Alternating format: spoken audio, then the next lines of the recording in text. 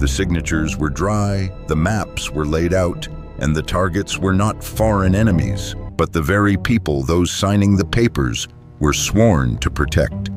In the spring of 1962, a collection of folders sat on a desk in the heart of the Pentagon, containing a series of proposals that would have rewritten the history of the 20th century in a single afternoon of smoke and mirrors.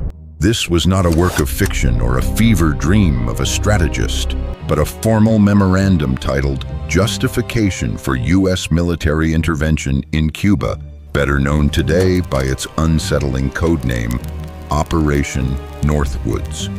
The premise was as simple as it was terrifying. If a reason for war could not be found, one would have to be manufactured, even if it meant turning a nation's own weapons against its citizens to create a convincing illusion of a threat.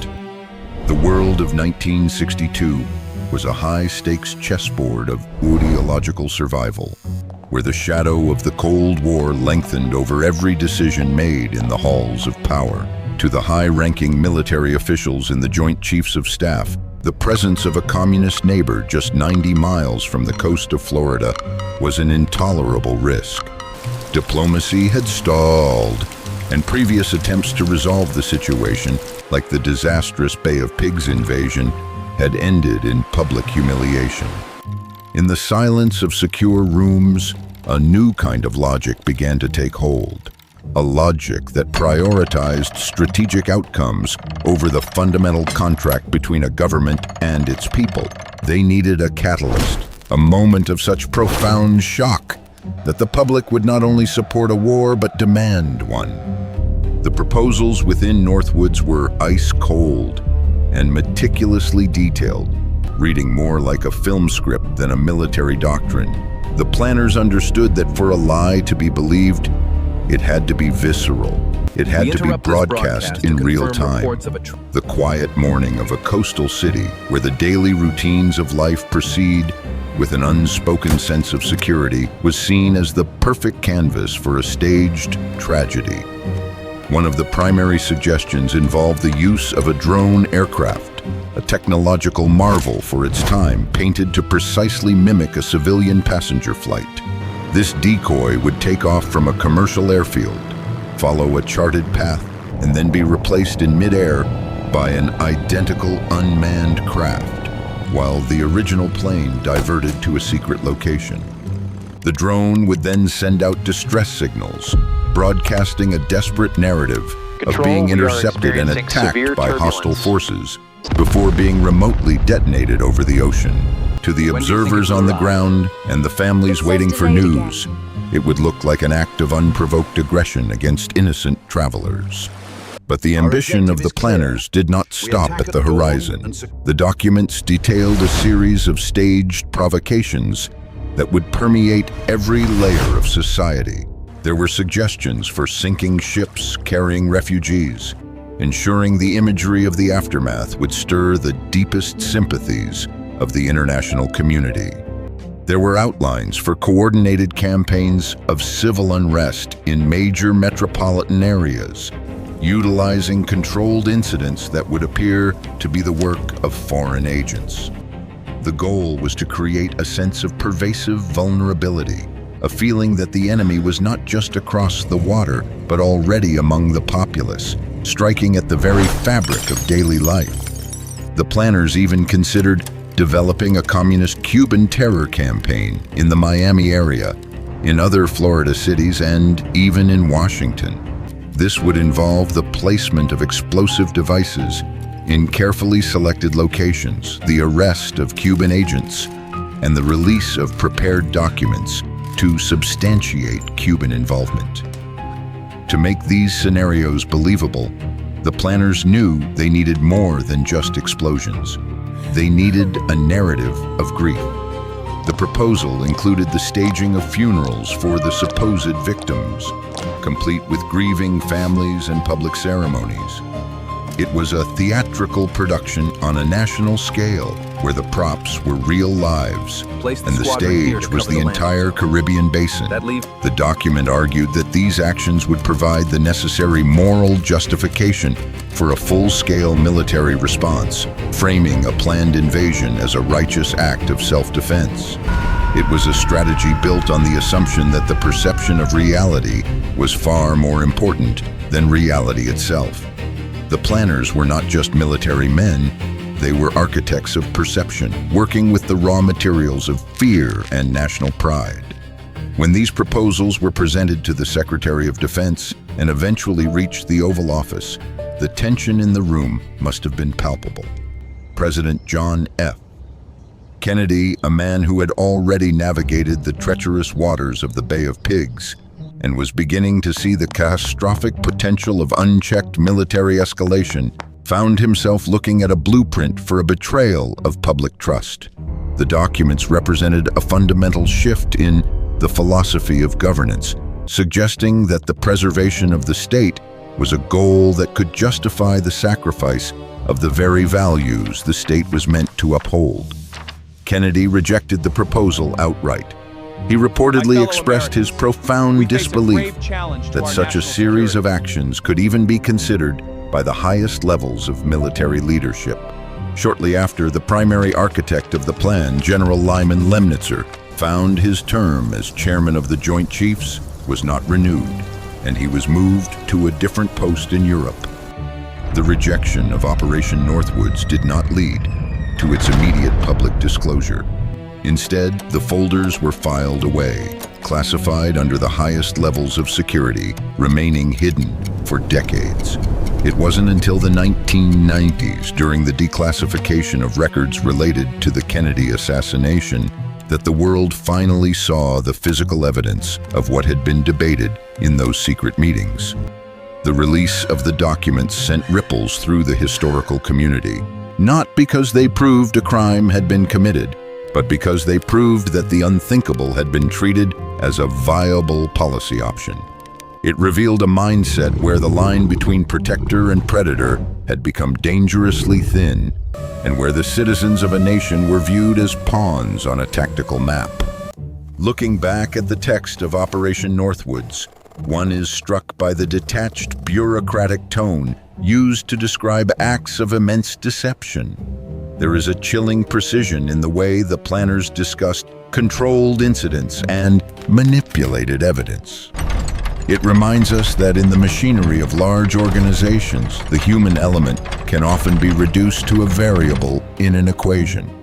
The logic of the Cold War demanded a certain level of ruthlessness, but Northwoods suggested a willingness to turn that ruthlessness inward. It raises the question of how many other proposals, equally daring and equally unsettling, might still be resting in the dark corners of archives, waiting for their time to be seen. The documents serve as a stark reminder that history is often shaped by the things that almost happened, the paths that were considered but eventually abandoned. The legacy of these documents is not found in a successful operation, but in the lingering questions they leave behind. They serve as a reminder that the history we are taught is often only the surface of a much deeper and more complex narrative. The fact that the plan was rejected provides a glimmer of hope in the integrity of the executive branch at the time, yet the fact that it was created at all remains a haunting footnote.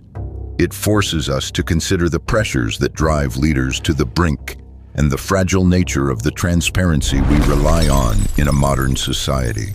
It suggests that the greatest threats to a democracy might not always come from an external invader, but from the internal erosion of the ethical boundaries that define the state's power. As we analyze the details of the false flag strategies, the fake attacks on military bases, the staged sabotage of communication lines, and the use of misinformation to sway public opinion, we see the early blueprints for what would later be called psychological warfare. The planners understood that the most powerful weapon in any conflict is the mind of the observer. By controlling the information and the emotional response of the public, they could steer the course of history without ever having to justify their true motivations. It was a vision of a world where truth was a secondary concern to the requirements of the mission. This philosophy, while rejected in 1962, remains a shadow that hangs over modern intelligence operations and geopolitical maneuvers. The silence that followed the rejection of the plan is perhaps as significant as the plan itself. The underlying culture of the era, defined by an at-all-costs mentality toward the defeat of communism, remained. The tension between the military's desire for decisive action and the civilian leadership's need for ethical restraint continued to define the decade, eventually leading to the escalation of the Vietnam War and the social upheavals of the late 60s.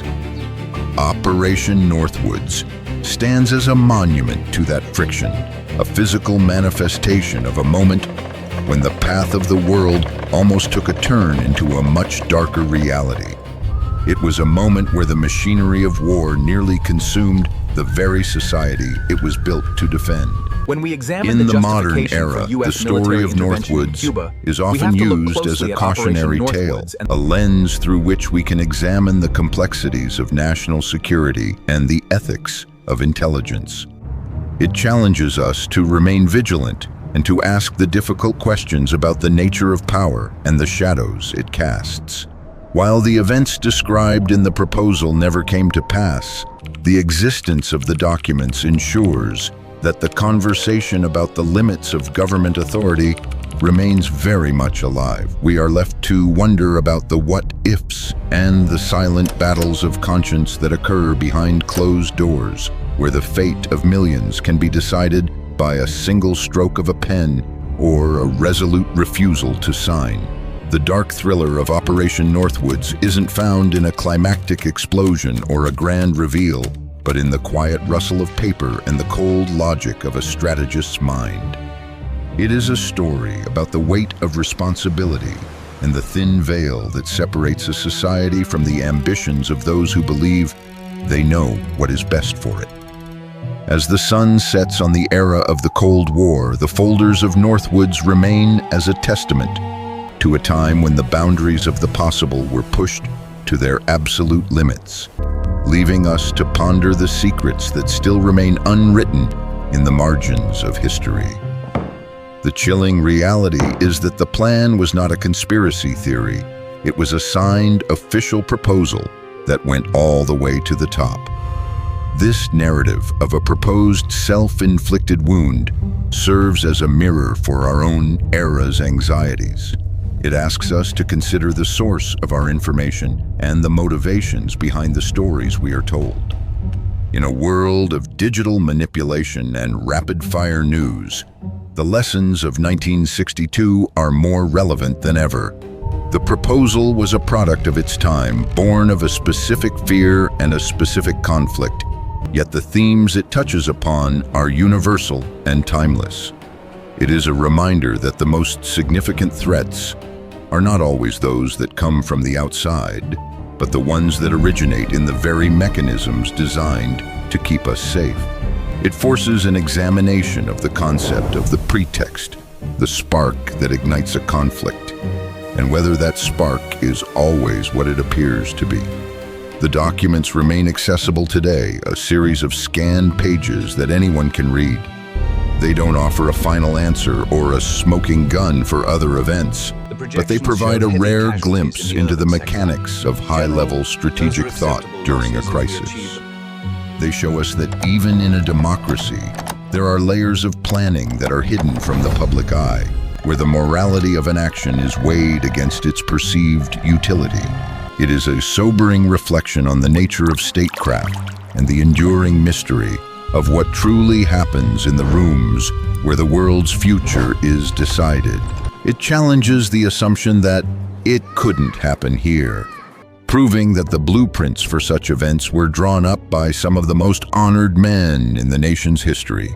Ultimately, the story of Operation Northwoods is a testament to the power of a single individual to change the course of history. Had the president been a different man, or had the political climate been slightly more desperate, those plans might have moved from paper to reality. The world we live in today is shaped as much by the actions that were taken as by the ones that were stopped in their tracks. As we look back at the shadows of 1962, we are reminded that the price of liberty is not just eternal vigilance, but an unwavering commitment to the truth, even when the truth is the most uncomfortable thing of all. The documents are a permanent scar on the historical record, a reminder that the line between hero and villain is often a matter of which proposal gets signed. The echoes of these declassified files still resonate in the way we view modern geopolitical events. They provide a historical precedent for skepticism, a reason to look twice at the official version of any sudden catalyst for conflict. While it is important to avoid the trap of seeing shadows where none exist, it is equally important to remember that the shadow of Northwoods once existed in a very real, very physical form. It is a piece of the puzzle of the 20th century, a dark fragment that helps us see the whole picture with greater clarity. It reveals that the most dangerous weapon in the arsenal of a superpower is not a bomb or a missile, but the ability to manufacture a reality that justifies their use. As we conclude this exploration of a plan that never was, we are left with the image of those files being returned to their boxes, the signatures fading slightly with age, but the words remaining as sharp as the day they were typed. They are a permanent part of the record, a silent witness to a moment of profound moral choice. In the end, the history of Operation Northwoods is not just a story of a secret plan, but a story about the resilience of the human spirit when faced with the temptation of absolute power. It is a mystery that has been partially solved by time, yet its implications continue to linger in the air, a cold draft from a door that was almost opened but remains for now firmly shut. The documents stand as a warning. When the pursuit of victory becomes detached from the values of the people, the first casualty is always the truth.